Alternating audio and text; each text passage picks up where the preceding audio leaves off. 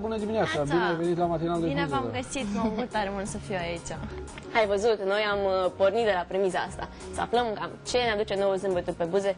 Sunt curioasă și la tine cum stau lucrurile, ca să facem, să trecem așa încet la subiectul nostru de discuție. Sincer, încerc în fiecare dimineață să găsesc acel motiv cheie pentru a zâmbi. De aici am pornit pe pagina personală de Facebook, de exemplu, să urez bună dimineața celor din lista mea de prieteni, pentru că e foarte important să zâmbim din prima clipă a zilei, că ne bucurăm că a răsărit soarele, că ți-a adus cățelușul jucăria sau că pur și simplu ai avut o zi foarte bună înainte.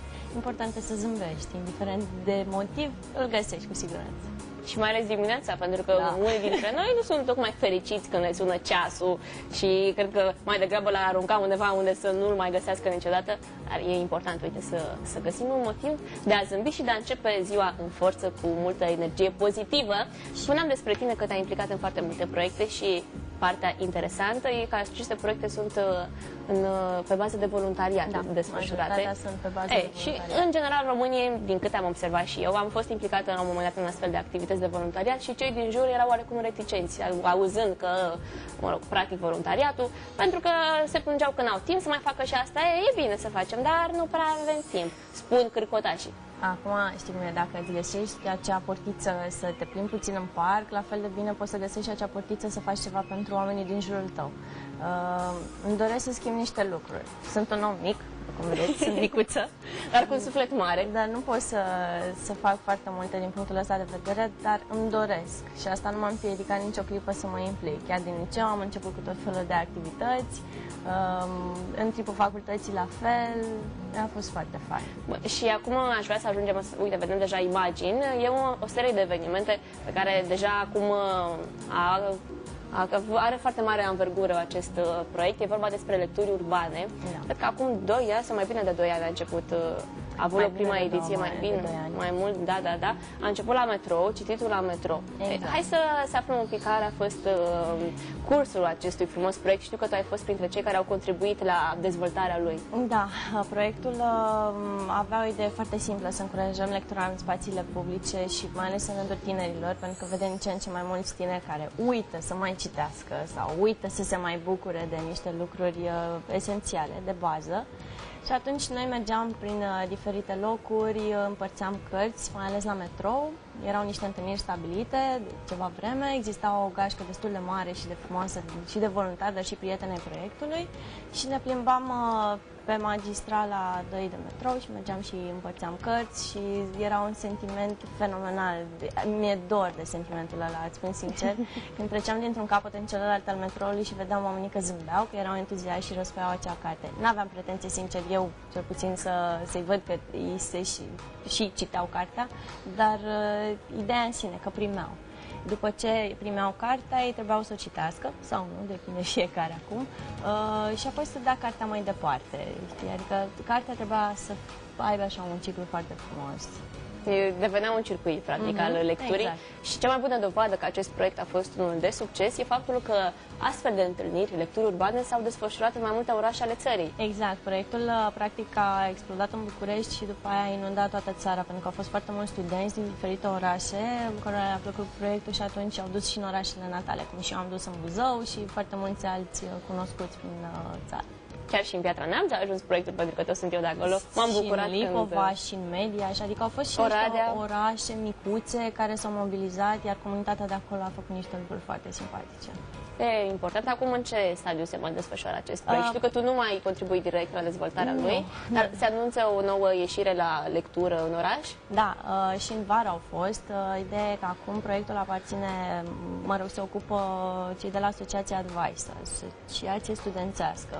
Așa. Pentru că noi nu mai puteam echipa cea care a coordonat multă vreme proiectul. Și când va fi? Acum în toamnă? În toamnă vor avea niște momente destul de simpatice. O să vă anunțăm din timp ca să le puteți comunica și telespectatorilor. Și pe pagina de Facebook, probabil, lecturi urbane acolo, dacă veți căuta, veți vedea noutățile. Bun, foarte interesant. Acum am ajuns la o fotografie.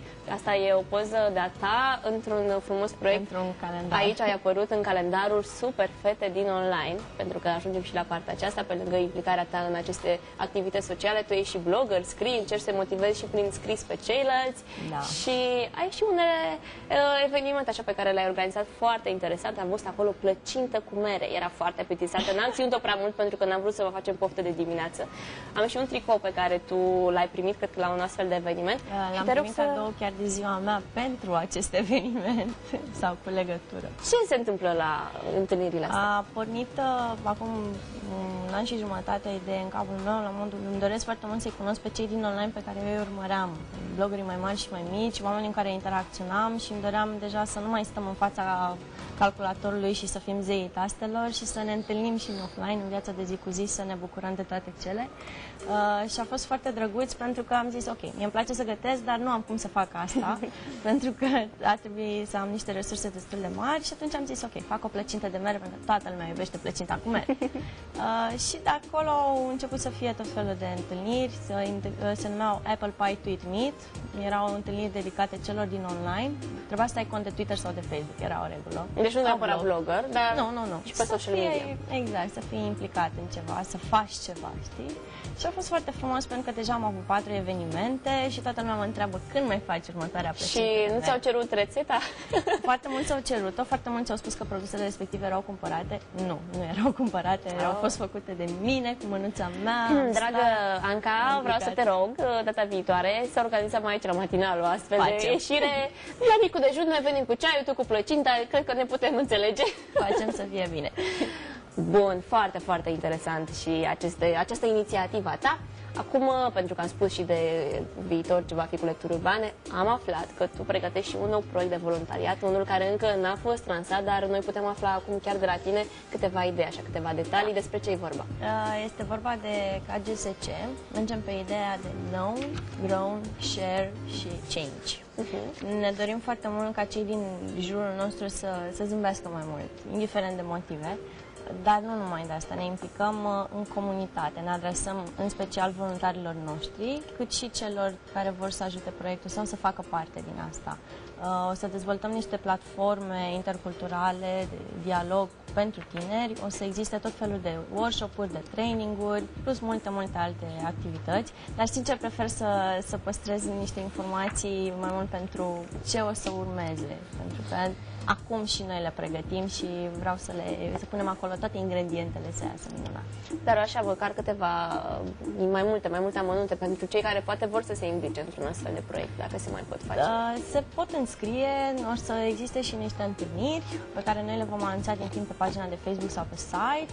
Site-ul este kgsc.ro, dar oricum, în curând voi publica și un articol pe blogul meu ancaduma.ro, să ne face și noi promo despre asta. Mi-a plăcut foarte mult ideea că își doresc să fie altceva, adică toate ONG-urile vor să schimbe lucrurile în comunitate, dar prea puține fac exact niște anume acțiuni, știi?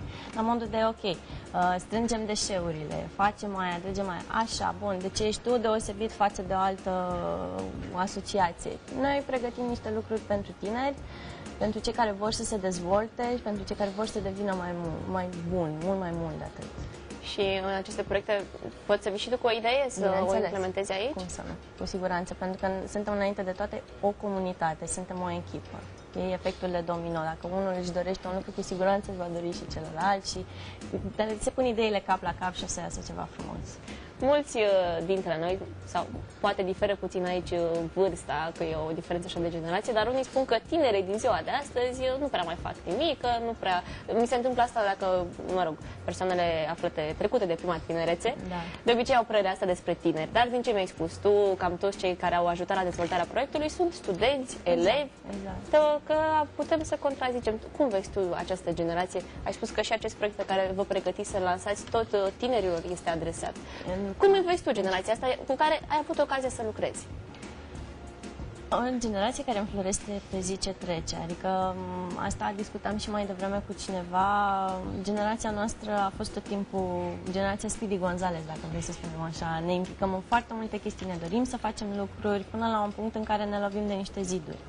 hai să dărâmăm zidurile alea. Practic asta le spun și asta îmi doresc foarte mult să fac. De asta mă implic în tot felul de proiecte, de asta îmi doresc din ce în ce mai mult să se schimbe niște lucruri. N-am cum să schimb acum absolut tot, dar măcar acolo unde se poate știu că există o șansă.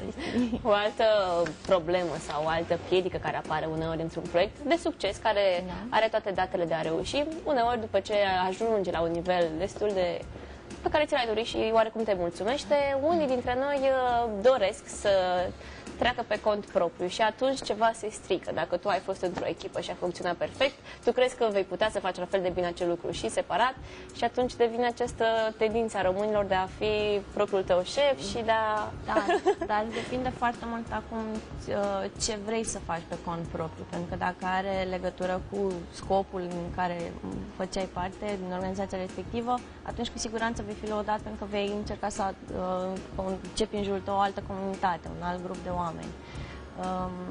Important este să nu renunți. Adică, indiferent ce se întâmplă, chiar dacă faci pe cont propriu sau te alături unei echipe, nu renunța. Dacă tu o să renunți, cu siguranță va renunța și celălalt și atunci nu va mai fi nicio finalitate. Și atunci ajungem la acest rezultat în care vedem că mulți se complac, se plâng și atât. Sunt curioasă, tu implicându-te în atât de multe proiecte, cum îți gestionezi timpul? Că și asta e foarte important. Pentru că tu ai un job ca orice alt om din care îți câștigi existența, dar oferi destul de mult timp și energie, cum spuneam, și pentru aceste proiecte. Cum le împaci? Există jobul de zi cu zi, există partea de impresariat pe care o fac pentru trupa numărul 13, plus proiectele pe care le mai am pe partea de online și voluntariatul. Nu știu, e ciudat pentru că e un colaj de sentimente și îmi iau energia din fiecare ca să le pot face pe celelalte. Uneori și stau și mă întreb, ok, dacă aș mai fi avut 2 ore în plus și aș fi făcut cu ele, știi? Ai un program strict, așa, ți-l respecti în intervalul ăsta, 2-3 ore fac ceva? Da, cam da, îl respect. Uneori mai intervin și alți factori și nu pot să mă țin de el, dar de cele mai multe ori mă țin de program. Te-am întrebat asta pentru că asta e motivul pentru care oamenii nu se implică în astfel de activități, spun că n-au timp. Totuși, dacă ar fi să-i motivăm cumva pe cei de acasă, să se implice și ei în activități de voluntariat, ce ar trebui să le spunem, cum ar trebui să le spunem ca să-i convingem? Să se gândească la un singur lucru. Ce sentiment au seara când ajung acasă și pun capul pe pernă după ce în ziua respectivă s-au implicat într-un proiect sau au făcut niște lucruri. Nu? Bun, am stat și am ascultat până acum foarte mare atenție.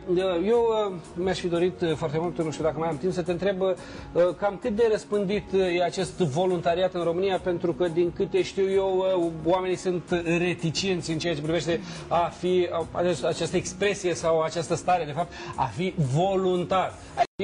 Plătit, poate ți-o dă un bot de masă, poate un sandwich, dacă nu, nici măcar atât, dar ce înseamnă a fi voluntar și cât de răspândit e?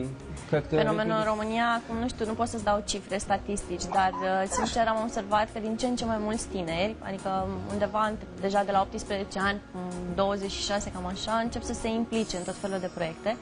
De ce o fac? Pentru că își doresc și ei o schimbare și atunci pentru că au văzut că s-au lovit de tot felul de ziduri, au zis să încerce și altceva. Trebuie să-ți mărturisesc că și eu am fost implicat în proiecte de voluntariat. Da? Bravo, asta nu poate decât să mă bucurezi. Plus că aceste aici. activități încep să fie dezvoltate de prin școlile generale, licee, pentru că merg la tot felul de orfelinate, să facă tot felul de acțiuni, de activități. Adică începem ușor, ușor să ne deschidem ochii, să vedem că nu banii sunt ceea ce ne acest definesc. voluntariat ar putea aduce o schimbare în societatea românească, o societate românească care are nevoie în continuare și probabil va avea încă mulți ani de aici încolo de schimbare și probabil se va începe încă de la nivelul. Poate, dar trebuie să ai voință.